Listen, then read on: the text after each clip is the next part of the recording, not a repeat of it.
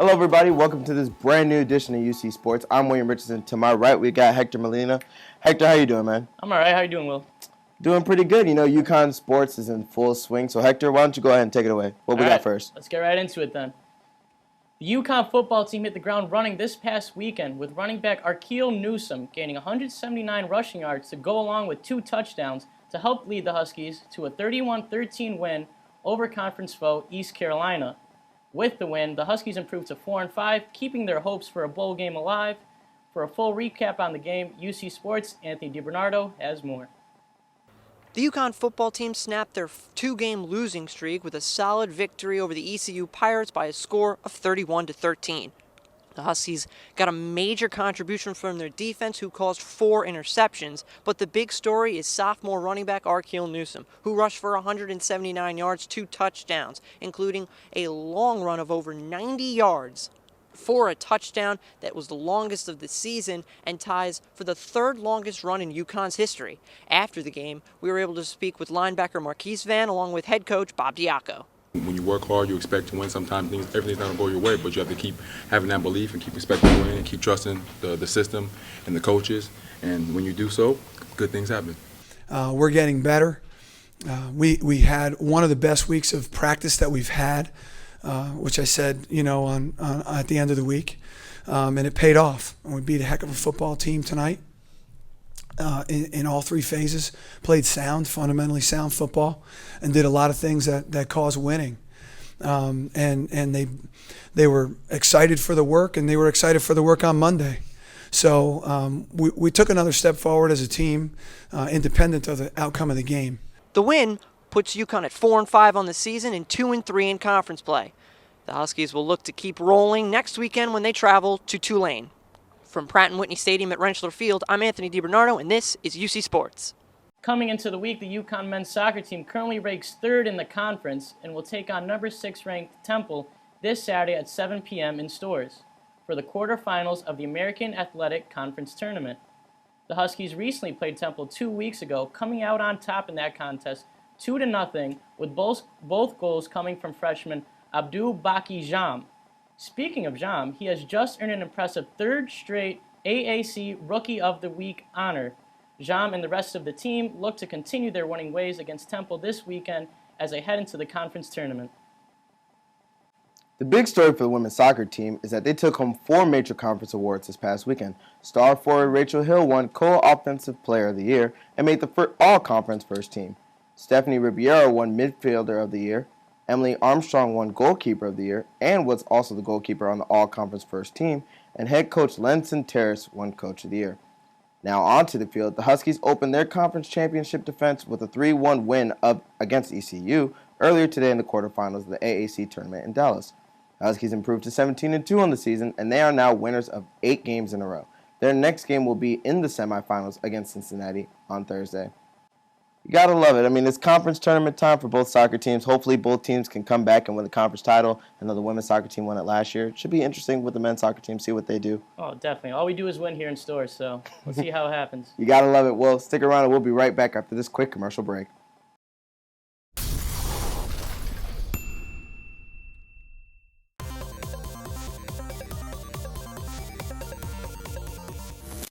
And welcome back. Now going from the soccer field to the turf, the UConn field hockey team finished their regular season undefeated with an 18-0 record, defeating conference rival Georgetown 8-0 on Saturday.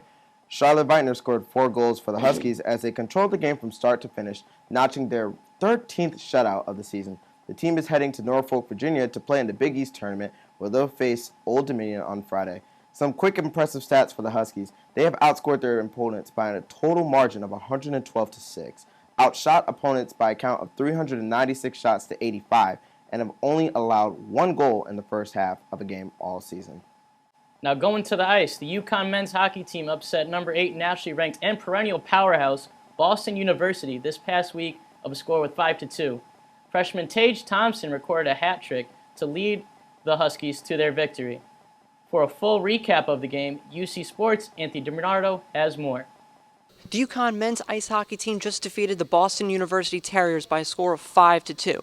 The The Huskies knocked off the 8th best team in the country behind a hat trick by Tage Thompson, succeeded in the upset victory. The XL Center was unglued throughout the entire game as a physical rivalry ensued between two Hockey East teams. After the game, we were able to talk with goalie Rob Nichols, along with the freshman Tage Thompson and head coach Mike Kavanagh. We defensively made some good plays today, and I was able to see the puck. And usually when a goalie sees the first shot, that they should save it. And guys were great clearing rebounds right in front of me, and we really limited their second opportunities. So at times in the second period, I thought that was really maybe our best period, where we didn't get rewarded for some of our efforts. We were really strong down low offensively and made some good plays. And tonight our power play, went 4 or 7. And if you're going to go 4 or 7, you're going to be tough to beat.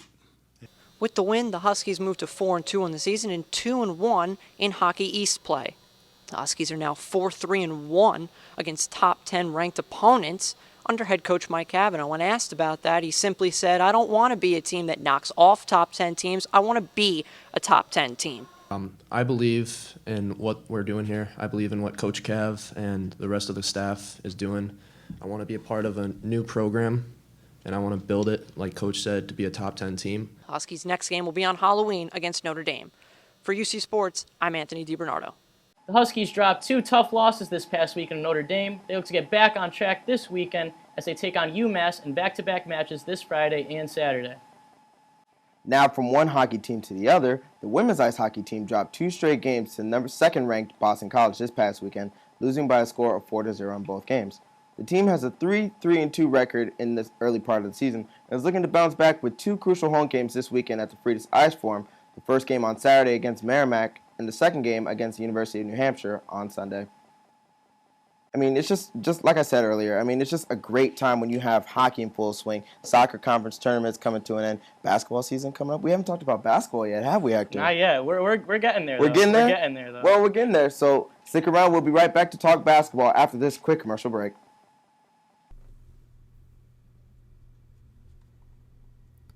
Hey, you. Yeah, you. You look bored. You look like you need a homework break. Do you know what's going on at UConn? Do you want to be entertained? Then go to the UCTV channel 14 at youtube.com. youtube.com/the UCTV channel 14.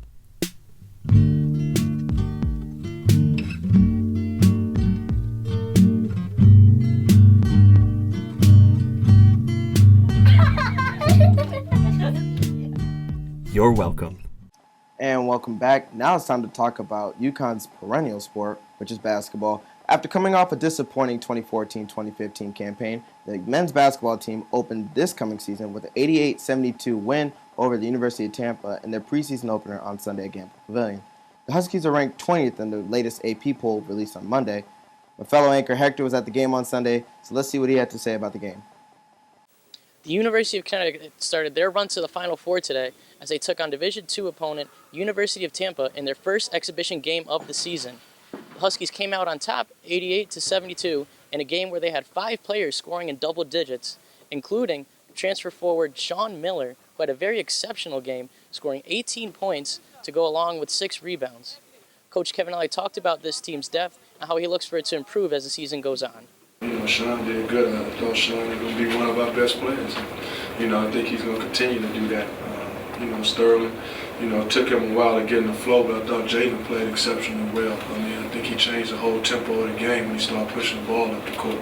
But I did like our ball movement. We didn't really even have no set plays out there. It was just, ball movement, playing off of each other. So, I really like that. The Huskies will be back in action November 7th as they take on the University of New Haven.